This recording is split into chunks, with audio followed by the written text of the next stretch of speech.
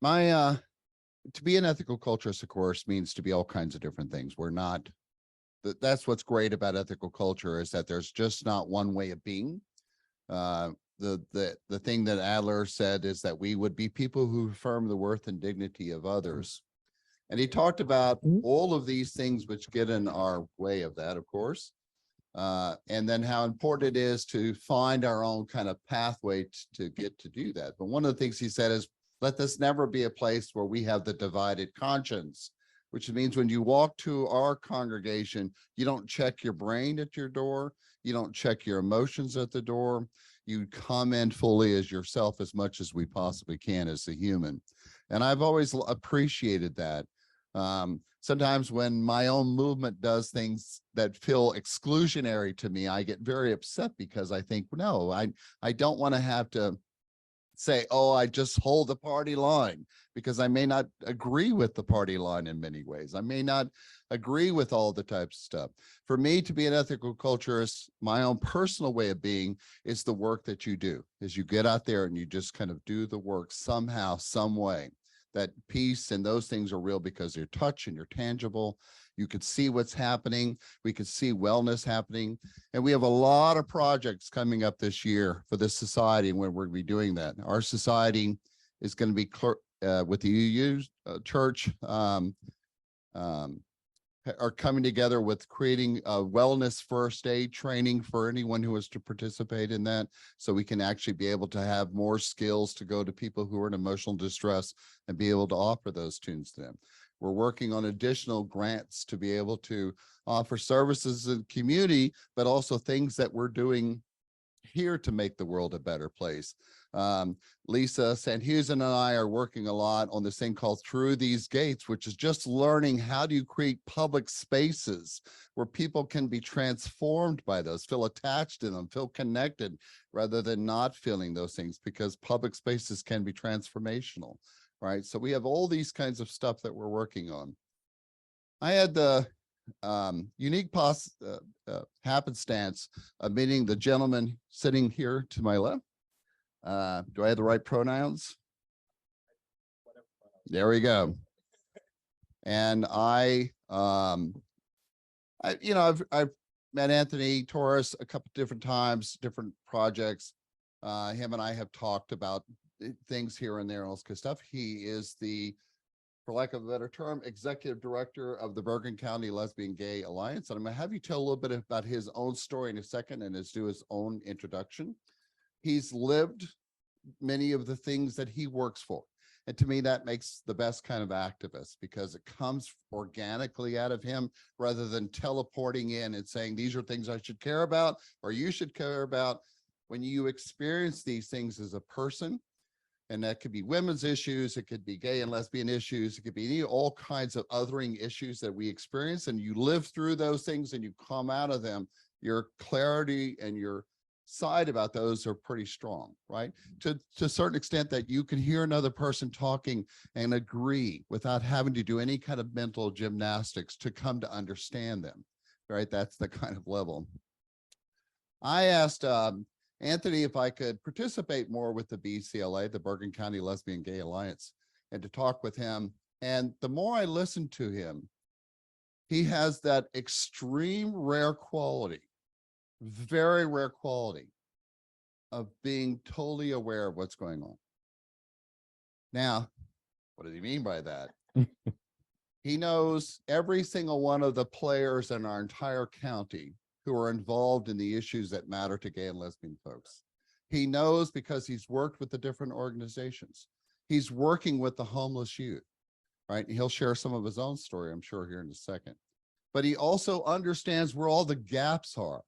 And I have to tell you, the brilliance of this man sitting next to me is that he can see those things. And I told him that we had coffee 2 days ago, or we didn't have coffee. He didn't serve the coffee. And he was laying out things that are in his own mind about what we need to do in Bergen County to really address this inadequate services that were being offered to the gay and lesbian and homeless youth.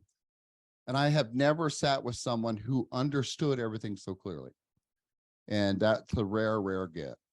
And I'm happy that we're going to be trying to partner with BCLA more and more.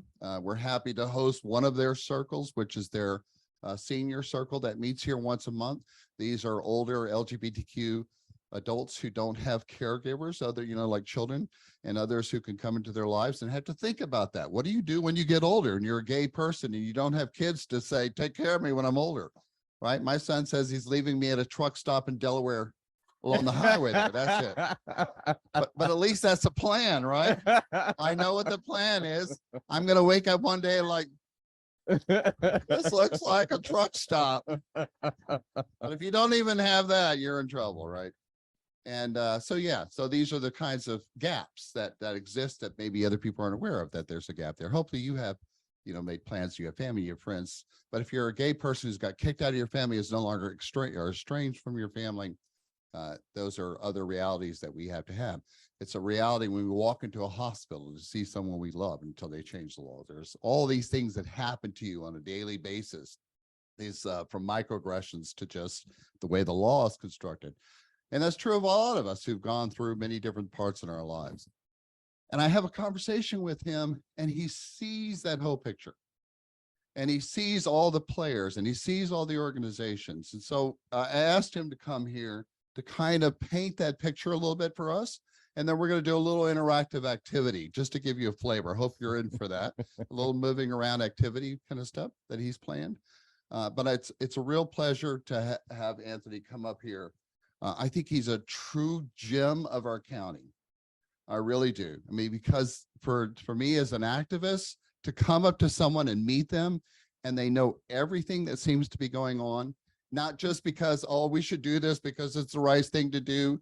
And there's a lot of that he encounters, the people who sit on boards at hospitals and communities and organizations who said, yo, yeah, we're going to do this for the BCLA. And then you can have a young adult leave their house and walk through this entire crowd of agencies and supposedly people who are helping and end up on the other side still homeless, right? That's what happened, the big gaps that happen. And he sees those so clearly. And I asked him to come forward to say to that. So with that, I'll turn it over to you. We're going to do a little question and answering, but maybe you could start by just kind of talking about yourself.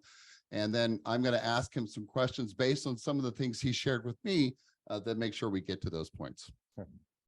Hi, everyone. I guess so. Hi, everyone.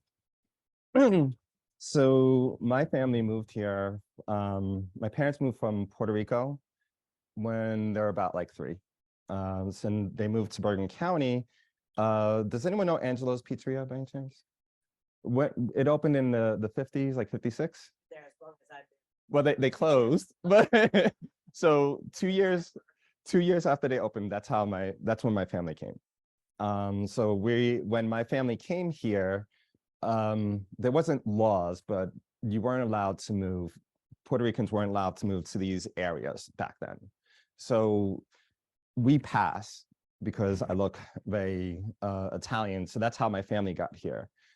As one of 6, and true story.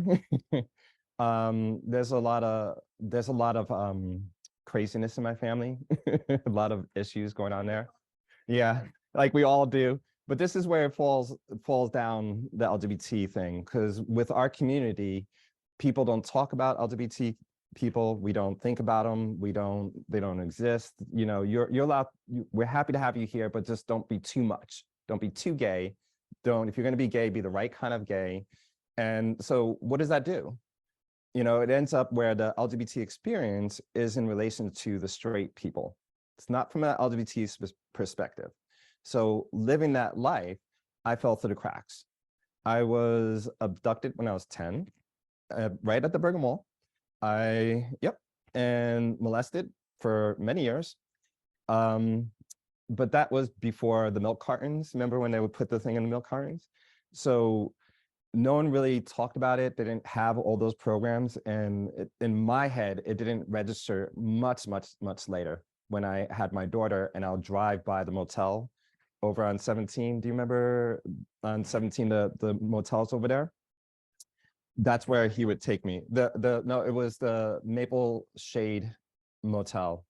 And then there was the Bel Air Motel. He would take me there. So when I was driving my daughter to school, that would cause trauma. And it would mess with me and give me depression. But after that, that's what we call people that in the sex trafficking world, because I was being exploited, not trafficked. Well, there was a bit of it, but that was, I'm sorry, it's a little, I had a stroke, so my thinking's a little off, and whenever I get nervous, so as a result, once I was turned out at 10 or 11, that set me on a trajectory. So as I got a little older, I started doing sex work. I've was homeless. I've eaten out of garbage. I've done all that in this county. I am 53. In my entire life, I have never felt our local government has any issue, like seen any worth in me or my population to this very day. There is no feeling like I can go to my community, right, and get services or help. And this is very, very true. There is no men groups. There's one, and it's in Hackensack, a male survivor group. And that is just, that's it for the entire state of New Jersey. So as I started doing that, you all heard the story of like molesters when they say it's your fault, it's your fault, your fault. He was, ever hear Charles B. Irwin back a few years ago, Paramus High School, where they sued them because the faculty was molesting the kids? That was Charles B. Irwin. Was before he did that, he started with me. So his way of talking to me was I was demonic. It was my fault. I was the one doing this at 10. No one was there to tell me. So my whole life, I've had that in my thinking. I'm bad. I'm the one that causes all this trauma. That's my starting block. So I've lived my whole life thinking that way. But internally, I was saying, hey, well, I was grappling with, I really don't believe in God and stuff like that, but I did believe I was evil. I was like, but I don't have to do evil. And that's kind of the message I was getting from the world, because back then, remember in the 80s, there was no gay positive imagery. There wasn't nothing on TV. If you were physically appearing as gay, you ran the risk of getting beaten up without any kind of people stepping in. And the thought is you deserved it, kind of a deal. So I come from that. And then I started changing my life around, saying, you know what, I'm not an evil person. Even I may go to hell, but I don't enjoy hurting people. I don't want to ruin lives. So I work in that field because I relate to people that fall through those cracks. In doing so, I really started noticing that there was a big disparity between the LGBT population and everyone else, and the heterosexual normative. I've lost today, since COVID started, 6 people that were hugely influential in my life. All of them died because there was lack of service, not from COVID, nothing else. They all died when they were going into their death, their thoughts were, I have to get to work tomorrow. And that was the concern. And bringing them into a hospital and then dying, and their thought is, I have to get to work tomorrow. So that really, after seeing that again and again, I know most people in the US die because they work so hard, and that's a normal story, but this was 6 people within a very short time. And I start questioning, it's like, well, how did this person die? Didn't the doctors know that he was at risk? Didn't anyone? And these are people my age that passed and younger, 26, 25. And when I mean services, there was no wraparound services, there's no doctors, there's no groups, there's no addiction counselors, there's no housing, there's nothing. So quickly you fall. And it came to me where I started going to the county and asking for help and saying, we need to start doing something. The county's first response is, no, we cannot do that. You have to do it in the private sector. So I started going to the stakeholders that are accredited as being the ones servicing the LGBT population. And when I would go there, it was, no, we cannot do that, because we cannot do LGBT stuff specifically, because then it is, I forget the word, where you're you're negatively impacting the straight community. You cannot just do for it's biased. Thank you. So in our county, they say you cannot do specifically because then you're biased towards the straight community. So, and these are people. Repeat that again, because that was an important thing that Yeah. you've asked groups to do stuff to help Yes. them. They say, well, we can't just make it about the LGBT community. So because why is that wrong? I mean, where's the wrong in it? It's like any other. And so that was, they would sit there and say they're afraid. And remember, if you want to talk about the one issue we have to fight for the LGBT community is stigma. It's just absolutely stigma. We can change everything within a week or month if we just tackle stigma. So they would not do it because they say they can't, because that's the stigma. They're afraid people are going to come after them saying you're choosing a side. When we're talking about basic rights, it's not a side, it's basic rights. This is an organization that does HIV and AIDS. Last I worked there, it was 90% gay men. That was the business model. This is not something crazy. And if you look at the federal government talking about HIV and AIDS, first is gay Latino men that you need to focus on. Second is Black gay men. Third is transgender. Fourth is all gay men, so all different ethnicities. And then fifth is single women that are most impacted.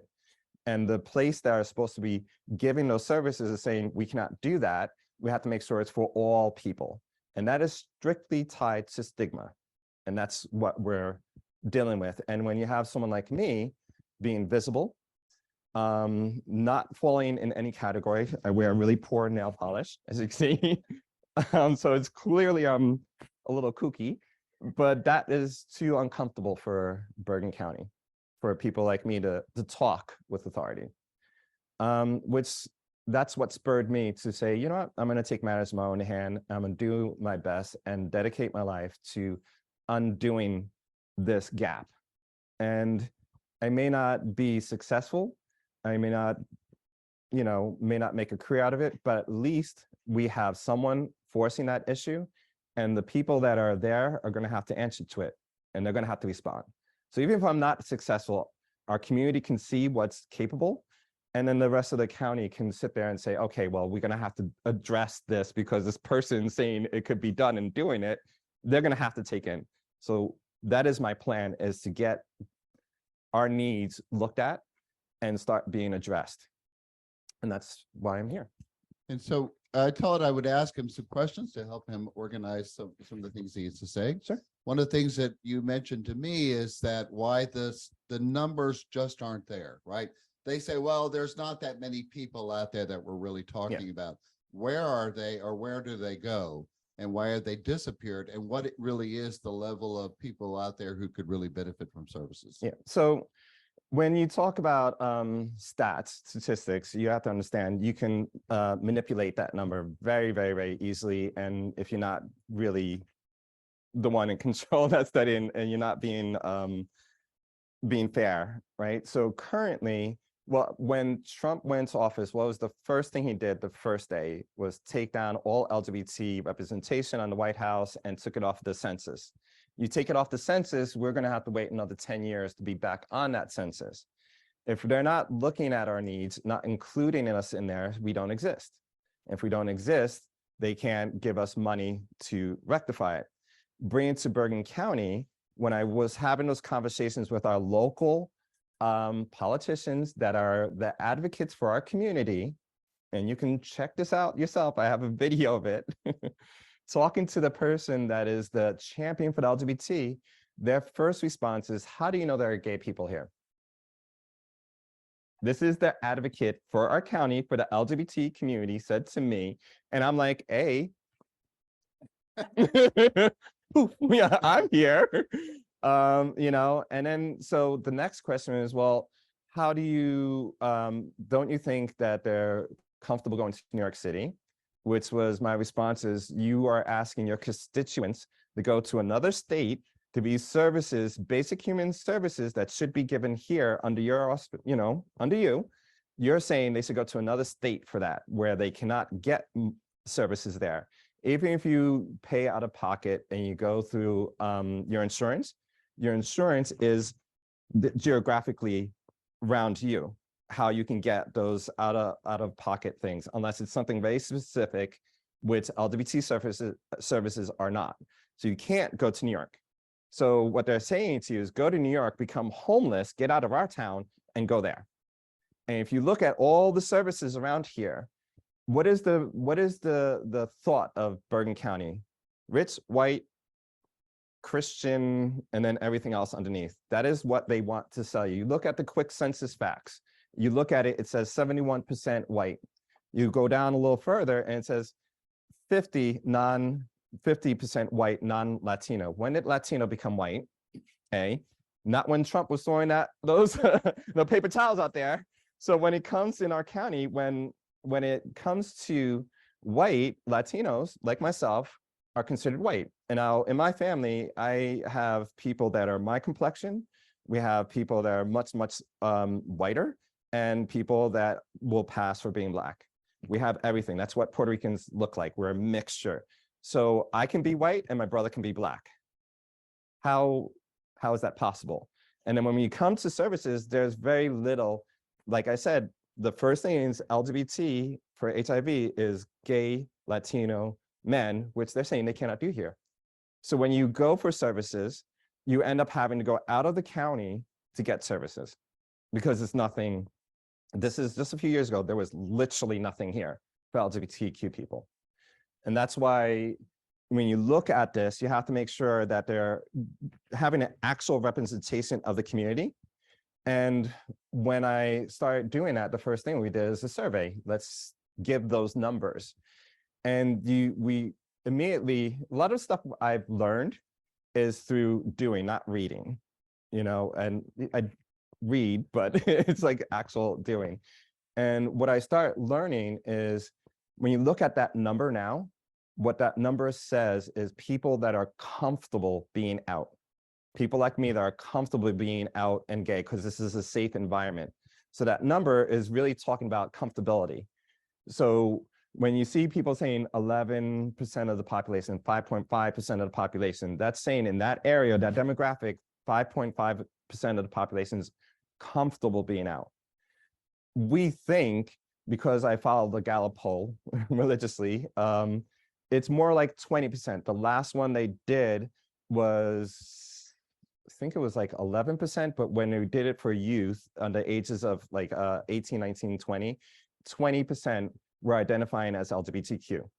I think that number is more accurate, but let's go with the 5.5%, right, out of the population. That still isn't really a good, accurate number of the LGBT population, because every LGBT person has parents and they're part of the community. So you have to incorporate parents as part of that, whether they're impacting negatively or positively, they're impacting the community and they are part of it, right? You have siblings, you have lovers, friends, that's all a part of this community. So that number is very, very different. So if you're doing a service, let's say, sexual violence, and you're only going to treat the LGBT, the lesbian that got raped, or the gay man or transgender, and not also incorporating the family that's surrounding them that's needed in that therapy, the spouses, because now that person doesn't trust and is having difficulties having sex, you have to include that, because that's part of their community, and we are. That's my take on numbers. And the youth that you work with, so yeah, once a month, once a week, you have a youth group. Yeah. And can you tell us something about the youth? Why did they end up there, and what are some of the other challenges they face? So when you're talking about LGBTQ youth, first off, what is the arguments? Does anyone pay any attention to what's going on currently with LGBT youth in our state?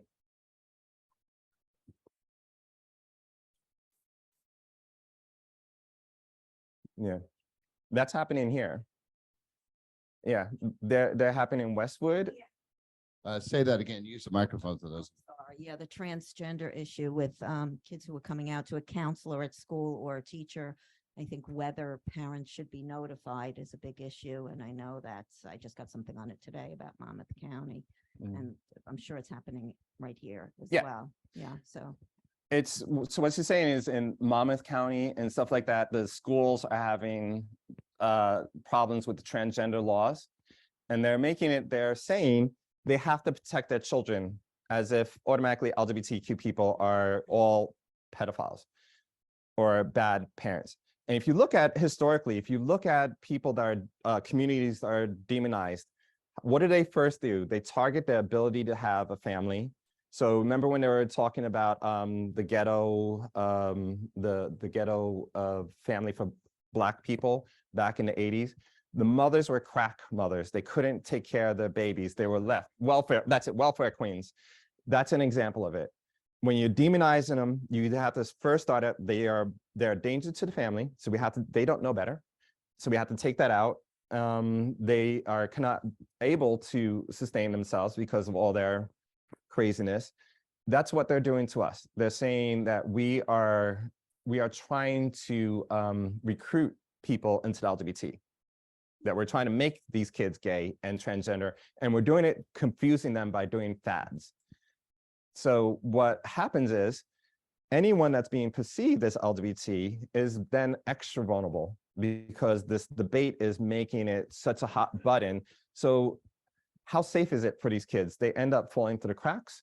They don't go to school. They end up running away. And that's where I end up picking them up. If it not supported in the schools, if it's not supported with the families, they end up trying to figure out on their own. And that's where I come into.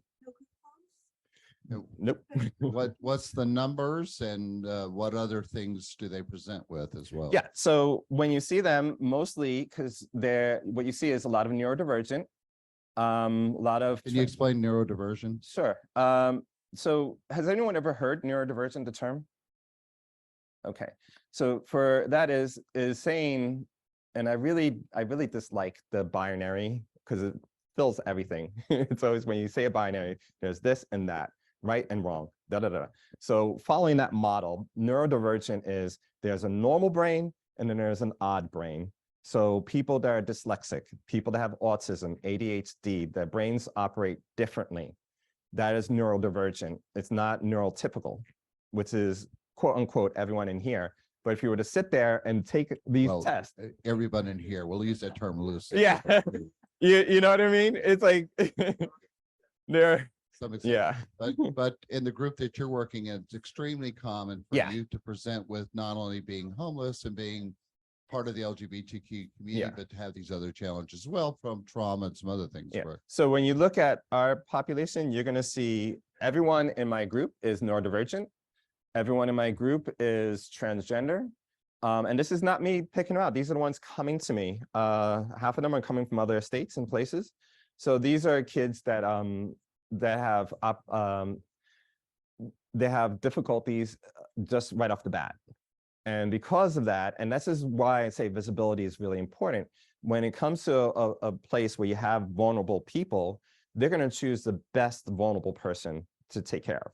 So I have people that are transgender, that have borderline personality disorder, very challenging, go to a mental health facility after trying to commit suicide by the police, taking them there, and they're released within an hour or two. And then they go to another hospital and then they're released because I don't know how to handle a transgender person with really bad makeup. Never mind, this is a person in mental health crisis like anyone else. They're all difficult. Borderline's a difficult thing. That is the place designated for it. And this is what happens. They fall out. And then I'm stuck with, not stuck, I got the privilege, excuse me, let me rephrase that because I love these people. I get stuck with the fact that they're not doing their job. So I have people that don't have medicine and they're on the streets without resources, and they're in trauma and all the end. And their perceptions of themselves, being that they're neurodivergent, is I am so wrong that I'm, excuse my language, it's not a PC word, but retarded is how they view themselves. And it is absolutely not true. That is not the case. But they're starting life at that with those hurdles in front of them. I can't do any of these things and the world doesn't want me. And then I'm also a freak. And that's how they're starting out their lives. And these are the kids I'm capturing. And mind you, I sit also on the homeless youth group. I stopped homeless youth for the county board. I kind of stopped going because we had, at any given time, they're talking about 20 kids that they would have throughout the county that they're dealing with, trying to get them situated. I had 20 kids that weren't in that, included in there, that are all LGBT and weren't getting services from the county. So I was matching the same numbers that they were doing, but they're not capturing those numbers and they're not including those numbers. So when I would call them up and I had all the shelters online saying, hey, I need help finding a shelter. Yeah. I'm still waiting for those phone calls. Still, so that's, yes, there are shelters, but they're not inclusive. And once again, they will not have LGBT. You have to do it privately if you're going to do an LGBT shelter, regardless of the fact that nationally, 40 to 60% of homeless youth are LGBTQ. And when I talk to them, it's like, I'm not trying to make an LGBT shelter. I'm trying to get people to do the job that's supposed to be done. If you're a nonprofit, your clients are your bread and butter. That's your product.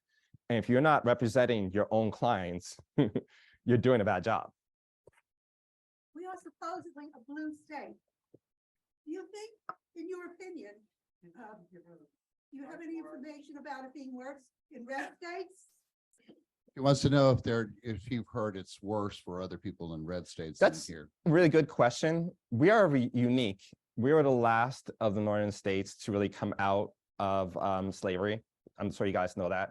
We were fighting with the other side in Bergen County, and that has held true till today. Even though we're a blue state, we have a lot of deep Republican pockets that are really controlling stuff. It is very corrupt, Bergen County. Yeah. And so the perception is when you have politicians, because politicians are politicians, they are trying to keep the blue state status. So they have to deal with the Republican people that are in control. So certain things you won't see. You won't see homeless. You won't see mental health. You won't see people of color. You won't see LGBTQ.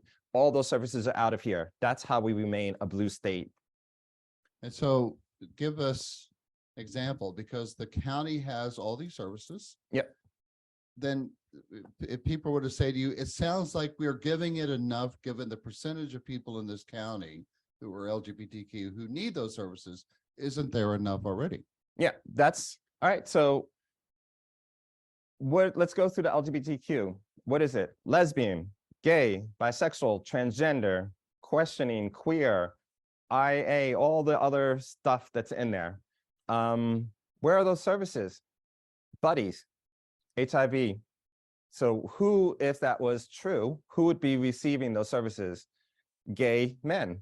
What about lesbians? What about older people? What about children? What about transgender? What about people who just don't get HIV? What about the biased crimes that are going on? What about all these other things? They're saying that here, this is what you need. Everything else you can get from the county. Now, if you look at numbers, if you look at the ones that are inclusive to the LGBT population and everything, and look at the stats, we are part of every demographic.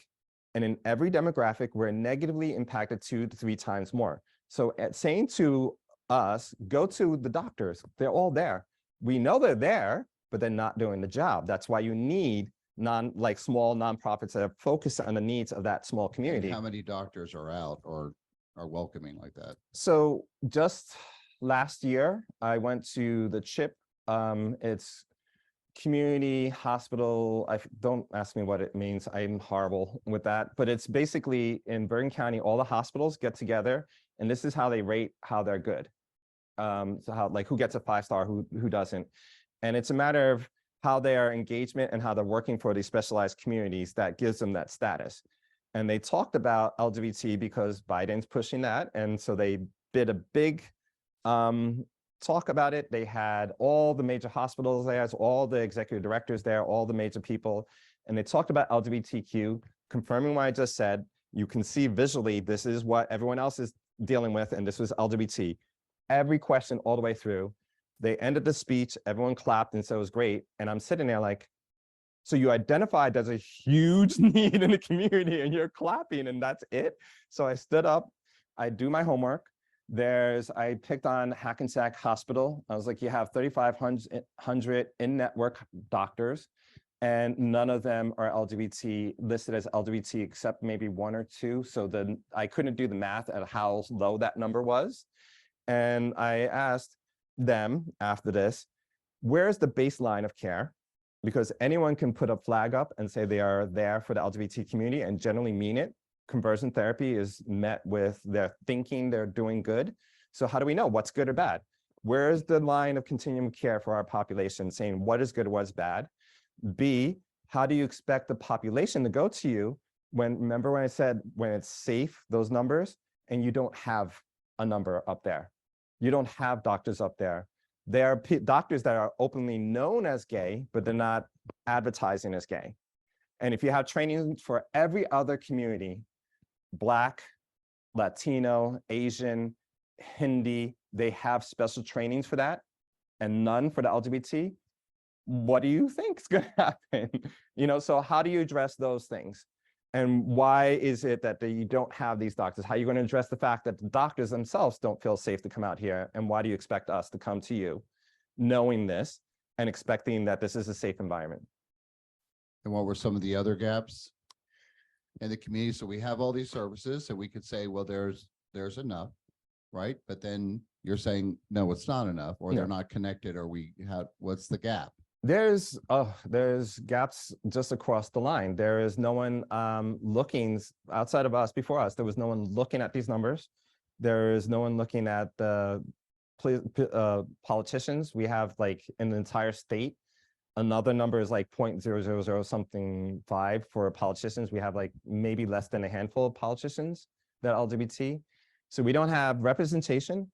We don't have any people that are directing the flow of the continuum of care. So if you wanted to go for domestic violence, if you wanted to go for sexual violence, if you wanted to go for any of these things, just to go to a regular doctor, before we came along, there was no one saying, this is how you do it, where everyone else has that kind of stuff. Let's make sure we're letting other people ask questions too. Yeah, sure. Hi, thank you. Very interesting. And I'll just say I work for a large health system, and I know that they do have some very specialized training. I mean, what you're pointing out is that this community has very special needs and requires specialized training, whether it's provided by a person who identifies personally with that community or just has that additional training. And I do know that there are certifications that hospital and healthcare systems can get that include a broad range of training, not just clinical training, but even sensitivity training and how to, again, make sure that you're addressing people by their proper pronouns and that the medical record reflects, the different pronouns, and that, again, that, you can have these things in there. So I do know that there are programs, and I think part of it is holding healthcare providers, I want to say hold them accountable, but at least encourage them to look at the type of specialized training that they can develop, not just by saying, well, let's hire some LGBTQ providers or physicians or something, but let's train all the physicians in how to serve the needs of this population. To that point, not just the physicians, it's from the person that's answering the phone all the way through, because if you can't get to the person at the phone who's treating you, and this is what we're dealing, I called all the hospitals just asking what kind of services do you have for the LGBT community. It was met with, I'm being too aggressive. Repeat that story, because I thought that was an important story. So I would call Hackensack Valley, Newbridge, Teaneck, Inglewood, and I just randomly call and be like, hey, what kind of services do you provide for the LGBT community? Each one was like, what do you mean? Are you in danger? It's like, no, I'm just calling to find out what services you provided. And I wrote this out with my fellow board, not trying to deviate. So I'm reading a script, just asking that question. And it was met with like, well, why are you calling? Are you sick? I'm like, no, I am asking for what are the services? They would transfer me eventually to human resources that will continue the same line of questioning. where eventually, if I just kept on, they're saying, you're being hostile, they would say to me. At which point, when they said that, I would be like, okay, let me ask you, person, if I was advocating for someone deaf or blind, would you react the same way? I want to know if someone's coming into your hospital, you have a plan and you're thinking about them. I'm not raising my voice. I've worked for, God, since my 20s in mental health. I've worked as an occupational therapist in London. I've worked with people in forensic who have committed murder or were going to kill themselves due to their mental health issues, that even on medicine, they are not going to be able to sit and have discourse like this. It's just unfortunate. They are very, very sick.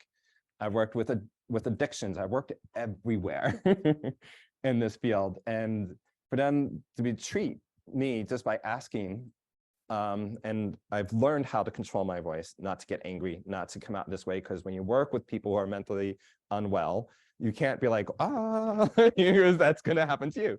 So for people to sit there and say that I'm being aggressive is very telling. And I try to point it out. I'm not raising my voice. I'm not being aggressive. I'm asking a simple question. What are the services? And if you're meeting me with all this, that's telling me you don't have this thought in there. So Yeah, so Anthony, first of all, I just want to thank you for this work that you're doing and for starting this group. We had, I'm sorry. Yeah, in the mid-90s, we ran a youth support group here. Went for 10 years. Gay and lesbian group, youth group. We called it B-Ray, Bergen Rainbow. And I learned so much. And we discontinued it because as the years went by, we were getting less and less kids because services were starting in the schools. You know, in Teaneck, it was called Spectrum, gay and lesbian groups that weren't there when we started. There was nothing in the schools. So that was a, real plus. And we thought, wow, we've come so far, right? With gay marriage and these services in the schools. But it feels like now listening to you, like I feel like kind of going backwards, and I guess my question to you is, you're concentrating on the medical field and the lack of services there. What about the schools? I know, so that's a whole other, the schools meeting the needs at this point? I'm generally being clear, I'm concentrating on the entire community, not just the hospitals. And we have to look at the whole picture constantly, as well, the individual stuff. So with the schools, it depends on what school you go to. So they have the rainbow curriculum. Everyone heard about that, right? That is, well, no, this is for New Jersey. This is a law that is mandatory, this rainbow curriculum. In this rainbow curriculum, they have a whole bunch of issues to be taught. The teachers themselves can decide what parts of them. It's not funded. So if they don't have the money, they don't have to do it. So we have this, remember, you have a lot of people in positions of power and they're making it look like we're doing stuff. So this is a really clever way of looking like we did something. So you have schools right next to each other in towns where you can have affirming care, GSAs that are actually active and running and supportive. And you can have a town next to them saying, nope, we're not going to do that. And they are actively being bullied. And that's we have 71 boroughs here, public schools. I forget the number. I think it's up there, but out of them, we have 35 GSAs currently. And out of those 35 GSAs, not many, like a lot of them, it has a lot of troubling situations, but What's a GSA? Just for those of you. GSAs is a gay straight alliance. Yeah. So kids in schools can have, and it's basically, it runs from just having a space where kids can go to if they're always constantly being bullied at lunch and stuff like that, they can go there and eat, to having a group that is helping and doing projects together and such like that. In fact, we thought we'd test that kind of story right now. Do you want to do the little activity? We're going to do a little movement activity. If you don't want to move, you could just point to the corner of the room, maybe. Yes. But we're going to, for those who are okay with moving around, we're going to try something here. So I Hang on one have, second. We'll ask questions at the end, Carol. I have, I stole this when I was working with human trafficking. And my thinking is it's focused on a lot of, when you talk about sexual violence, it's focused on male, female, women's being the recipients, which is true of like a large number of violence, but there's very little on the LGBTQ. And there's very little on men because men generally don't advocate for themselves. But then also there's no resources, no one's looking, no one's doing that. So there's a large number that's not. And I have issues with that because I've taught this and it's often, I found it very poor the way they would frame the conversation. You have a bunch of impressionable young people and they're saying, men are the aggressors, they are doing 90% of this and blah, blah, blah. So these kids are saying innately, I'm an aggressive person and I can possibly do this. I would say when I would do it, it's power and control. We always talk about power and control, but they don't explain what power and control. If you're doing a bell curve, right? We all know that this is the average, that in any situation, when there's people that have power unchecked, you're going to see that abusive side being blooming, right? So if you were to take your phones out right now, their smartphones, and Google teacher molested child in school, you're going to see, and go onto images, you're just going to see lots of blonde women. Why is that? White women generally get into schools as teachers more, and that means they are in positions of power. They're going to be the ones that are being more abusive. You won't see a lot of men there. You'll see mostly women because that's the larger number, but it won't be reported as such. It'll be reported the opposite. So it's a power and control. We are not born evil. It is those situations that is not that's poorly managed that allows for people to fall through there. So understand power and control first. So I took this and knowing that LGBTQ kids are mostly in the homeless field, why are we not looking at them? So I curtailed this program to be inclusive to the LGBT child. So I'm going to put these little things in the corners. We're going to do the 4 corners. So I'm just going to put here visibly. So this corner will be if you're going to a friend, you're running away, if you're in this situation. This is, you're going to a friend or a relative if you're running away from home because of Okay. something. This is going back home. Going back home and Yeah, facing. yeah. So we're going to have everyone, I'm going to read you a story. And as if you were a 13-year-old LGBTQ kid and you are in school, you've been bullied every day. I'm going to go from the first, when this first came, it was a girl that made me think about this. She was 12 years old. My daughter is 12 years old. And this is many years ago. She was this big and very quiet, very into herself. And she wouldn't talk about this stuff. And I can see her feeling uncomfortable. And at the end of it, she started opening up and saying how every day people called her dyke, said you should die. They would put garbage on her. This is her classmates every day. The school wasn't really focusing on it because that's what schools do. And I don't think she understood sexually what lesbian meant. She just knew she was different. And this is what her experience was. And from seeing that little girl who was already being suicidal, already not losing faith in the school system, doesn't want to go to school, I was like, that stuck with me all these years. And it scared me for all these years. And afterwards, seeing how these kids would run away, die, drug overdose, it made kind of sense to me. So I'm just going to write on these because in my haste to get here, I put the wrong one. So let me just, this is the one. Okay. I'm going to write on here services. So when I say services, is like go to the police, go to a church, other than school and going to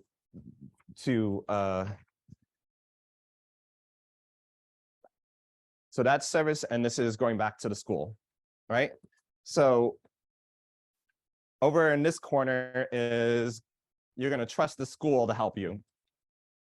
So you are that child, all of you. You have been bullied for over a year now. You ignore it. That's what we do. We ignore people. You're told and ignore it. But it's gradually getting worse and worse and worse. And now you have the 3 kids pushing you, and it's getting to the point where you're physically being hurt and you hit back out of reflex. The teacher catches this. You're all being expelled, have to go to the principal's office. You're going to have to be expelled and go home and explain this. Now, this child who is being perceived as gay, trying to figure it out, 13 years old, has to explain to their parents, who they know are not very LGBT friendly, why they've been bullied for a year and why they're being expelled. What are you going to do? Are you going to go to home? Are you going to a friend's house? Are you going to go fight it at the school? Are you going to go outside because you were physically hit? You have bruises. What are you going to do as a 13-year-old? And those online can put in the chat what they would do.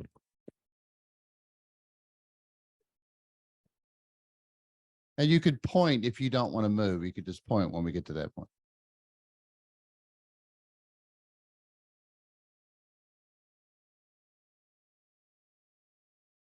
Suppose you got together a small, knowledgeable committee of people like yourself and made an appointment with Governor Murphy. But That's and after. let's come back to that question. Yeah, we'll So, come back. Okay, we'll come back to your question, Carol, Okay, so where are we? So most of you are with the friends. with a friend's house. Okay, so each of you, I didn't bring enough. Each of you get a card. Everyone in here gets a red card.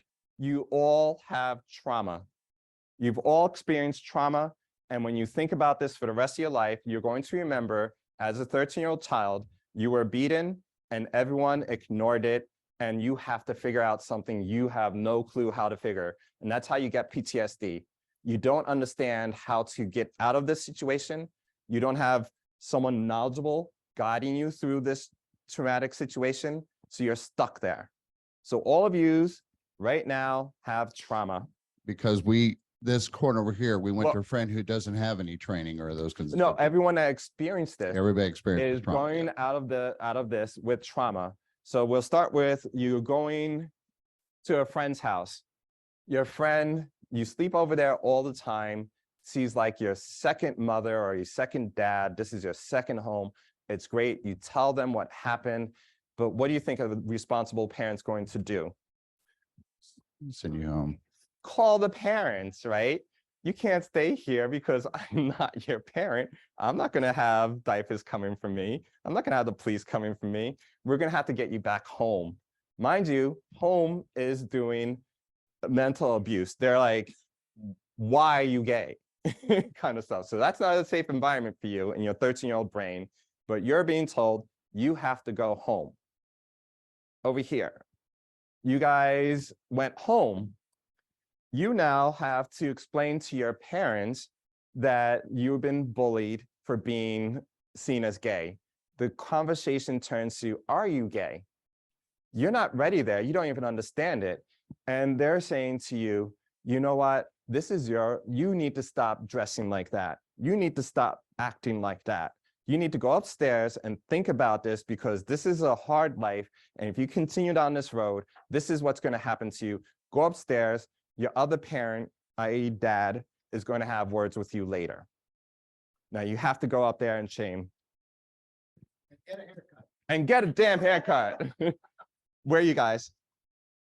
Center. None of these options are any good. Yeah. I'm in the middle Well, you're 13. and none of these options look Yeah. good. This is the world. And I am isolated. Yeah, this is the world you live in Bergen County, and you're 13. You don't get to sit there and be like, I'm opting out. I don't Where- know how to connect to any of these services. I don't know how to Exactly. connect to the services because I don't know how to get there. Exactly. So services. one second, put yourself in as a third. You have any children? Oh, yeah. Your 13-year-old child. What would they do? they're not going to sit there and have that kind of thought. Oh, this is not attainable. They're going to either go to a teacher, they're going to go somewhere. So where would you go? This is someone who is feeling so bullied that they do not feel safe talking to a teacher or talking to a friend or talking to anyone. So this is like They close up. really, this is the And then- shutdown Mhm. isolation. And then where are you physically going to go after that? Because you physically have to get out of the school. So where are you going to Who knows? go? So, The pathways are numerous. and for you? Regarding LGBT. Well, hold it up here now. Yes, regarding all that LGBT, I cannot pronounce it well, but I don't know that much, but I'm learning. Mhm. I'm another culture. If it was me in school, first of all, I have to wear a uniform. I don't have no choice than to wear the uniform. Without the uniform, I cannot get to the barrier to go to school. That's it. You all go back home. Mhm. Second, what I don't understand, how the parents doesn't, Parents? yeah, doesn't yeah, intervene that's for not- the For, kids. for this exercise, well, I'll talk about that after. Right now, you're a 13-year-old child Mhm. who has been identified as LGBTQ. You don't have to be LGBTQ, by the way. You're just perceived as LGBTQ. So you can be a straight, cisgendered male or female, just out of norm. So you've been bullied for a year. You're being told by the school, go home. You know home is not going to be a safe place either. What are you going to do? I don't have no choice to go home. Go home. You have to go to the home side. All right, wait. Now is this questions about this? Because we have a few more.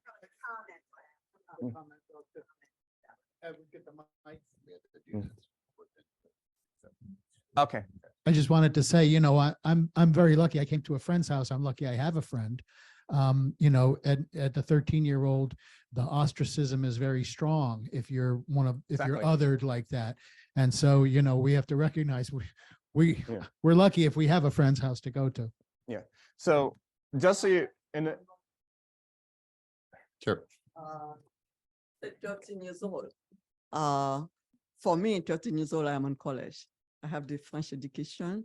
You have the first, at 12 years old, you have to take the test, and if you pass the test, you go to college. So at 13 years old, I am not home. I am away from home.